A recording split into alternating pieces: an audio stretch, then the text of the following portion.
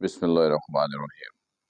इस सेगमेंट में हम लोग यूनिट नंबर 2 के एमसीक्यूज की प्रैक्टिस कर रहे हैं और इस वक्त हम लोग 5 एमसीक्यूज की सेगमेंट में डिस्कशन करेंगे। तो ठीक है, सबसे पहले कौन आंसर बताएगा? कि पहले तुम टिक कराओ सुदेश। पहले का करेक्ट आंसर सी है। ठीक है, ये सी। ठीक है, अब पहले तुम बताओ दूसरे का। डी है। तीसरे का सी है। चौथे का डी है। पांचवें का ए है। चलिए, अब आप बताइए। पहले का डी है ये। ठीक है, दूसरे का ए। सी। सी। तीसरे का ये। चौथे का डी। पांचवें का डी। बी। चले, ठीक है। अब देखते हैं इसका सॉल्यूशन है क्या। देखिए, एक बात याद रखिएगा कि अगर आपके पास दो इक्वेशन है, पता कैसे चलेगा कि वो लीनियर इक्वेशन है, क्वाड्रेटिक इक्वेशन है, ये आप एक वर्ड इस्तेमाल करते हैं, पॉलिनोमियल इक्वेशन। देखिए, अगर इक्वेशंस के अंदर जो वेरिएबल है मैक्सिमम पावर आपको 1 दिख रहा है, मैक्सिमम पावर, तो वो इक्वेशन लीनियर होता है। अगर मैक्सिमम पावर 2 दिख रहा है, मैक्सिमम पावर वेरिएबल पे कितना है 2, तो वो क्वाड्रेटिक है। ठीक है, और कोई ऐसा आपको दिख रहा है जिसमें एक से ज्यादा वेरिएबल है और पावर भी 2 से ज्यादा है, तो वो पॉलिनोमियल इक्वेशंस है। लेकिन आपके सिलेबस में पॉलिनोमियल की तो हम बात करेंगे नहीं। ठीक है, अब याद रखिएगा। फर्स्ट कीजिए, आपके पास दो इक्वेशन है। जैसे ये है, आपके पास है x is equal to a cos theta, y बराबर है b साइन थीटा। ठीक है, ये दो इक्वेशन है। मैक्सिमम पावर कितना है इस पे 1। लेकिन एक खास बात नोट करो कि इन दोनों इक्वेशन में एक वेरिएबल ऐसा है जो दोनों में कॉमन है। देखो, ये थीटा, थीटा इसमें भी है, थीटा इसमें भी है। अगर आपके पास दो इक्वेशन हो और उसमें एक वेरिएबल कॉमन हो, एक वेरिएबल कॉमन हो, तो ऐसी इक्वेशंस को हम लोग कहते हैं पैरामेट्रिक इक्वेशन। ऐसी इक्वेशन को क्या कहते हैं? Parametric equation. अच्छा, इसके लिए बिल्कुल जरूरी नहीं है कि दो लीनियर इक्वेशन हो, एक लीनियर, एक क्वाड्रेटिक, एक पॉलिनोमियल हो। अगर सब में वेरिएबल एक कॉमन है तो इन इक्वेशंस को हम क्या कहेंगे? Parametric equation. तो पहला एमसीक्यूज का ताल्लुक इसी से था। ठीक है, तो पहले इक्वेशन में कह रहा है इक्वेशन लाइक दिस, ये लीनियर इक्वेशन है, ये क्वाड्रेटिक इक्वेशन है। इन दोनों में खास बात नोट करो कि एक वेरिएबल कॉमन है और वो क्या है? टी। टी दोनों में वी नॉट। याद होगा शायद तुमको लोगों को मैंने बताया हो कि 6 अल्फाबेट ऐसे होते हैं जो वेरिएबल होते हैं। कौन कौन से? X, y, z, t, u, theta. इनके अलावा अगर कोई कांस्टेंट होगा, इनके अलावा कोई वेरिएबल होगा, तो हम आपको इन्फॉर्म करेंगे, हम आपको बताएंगे कि हम इसको एज अ वेरिएबल ले रहे हैं। इन 6 के लिए हम लोग इन्फॉर्म नहीं करते हैं। तो वी नॉट एक्स जो है वो वेरिएबल नहीं है, यहां पर वेरिएबल हम लेंगे टी को।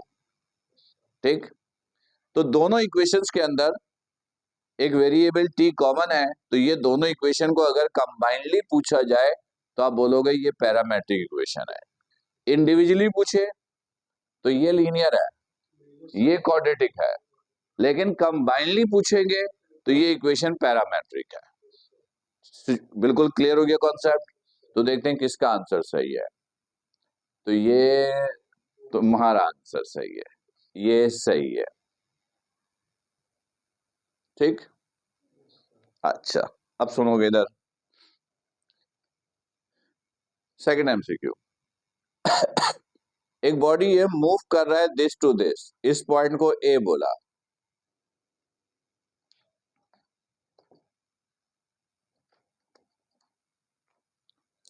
बॉडी मूव कर रहा है, इस पॉइंट को ए बोला, ए से आया बी पर, बी से आया सी पर, सही है, जरा गौर करना।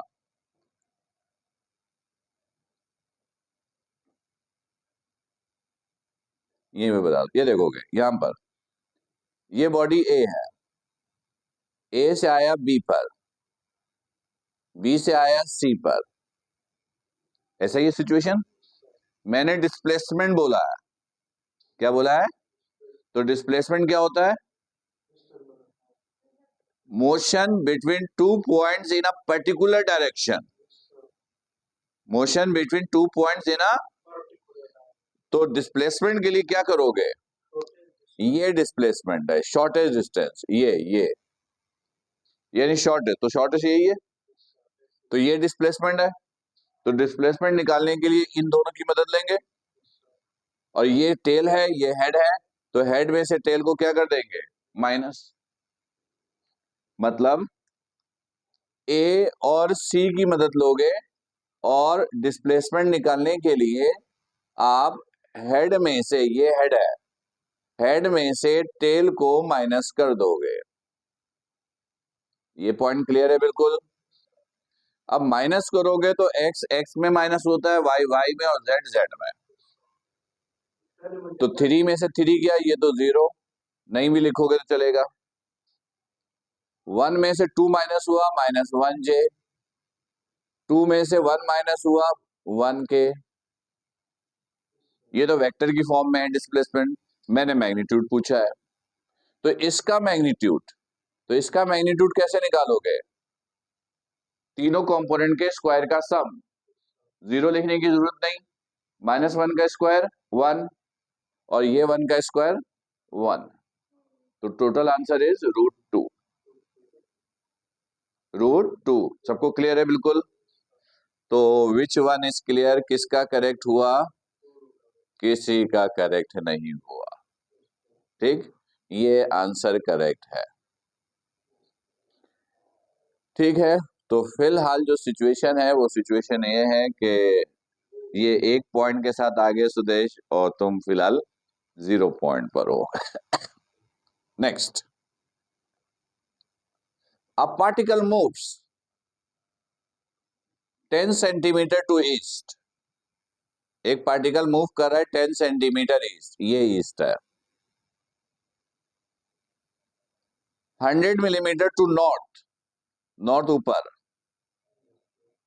लेकिन ये जेन पे रहे, ये 100 मिलीमीटर है, ये सेंटीमीटर है, ये 100 मिलीमीटर है। जी, इसको सेंटीमीटर में लाएंगे ताकि यूनिट सेम। गुड। मिलीमीटर को सेंटीमीटर में लाने के लिए 10 से क्या करोगे? डिवाइड, क्योंकि 1 centimetre is equal to 10 millimetre, तो ये हो गया, डायरेक्ट लिख दिया 10 centimetre. Then magnitude of displacement, तो ये डिस्प्लेसमेंट है, ये कैसे निकलेगा? रूट पाइथागोरस थ्योरम, यानी पाइथागोरस थ्योरम का मतलब हुआ 10 का स्क्वायर प्लस 10 का स्क्वायर, तो ये हो गया 200, 200 या 100 इंटू टू, 100 का रूट 10 और ये 2, ये आंसर दोनों के बिल्कुल सही है। तो फिलहाल पॉइंट 2 है, पॉइंट 1 है, यहां फैसला हो सकता है यहां पर, क्योंकि यहां दोनों के आंसर अलग अलग है, क्योंकि ये तो अगर सही हुआ तो दोनों के सेम है। अच्छा, इसमें कुछ करना नहीं था, ये एक इंफॉर्मेशन थी। When a body covers equal distance in equal time interval, ये वेलोसिटी की डेफिनेशन है, डिस्टेंस और टाइम से वेलोसिटी मिलता है, equal distance in equal time interval, तो इसको कहते हैं यूनिफॉर्म वेलोसिटी। तो यूनिफॉर्म वेलोसिटी, ये दोनों के आंसर करेक्ट है। गुड। अब असला इस ये फैसला करेगा। तो पहले ये बताओ, इसका आप फैसला करने से पहले ये किसका है और ये किसका है?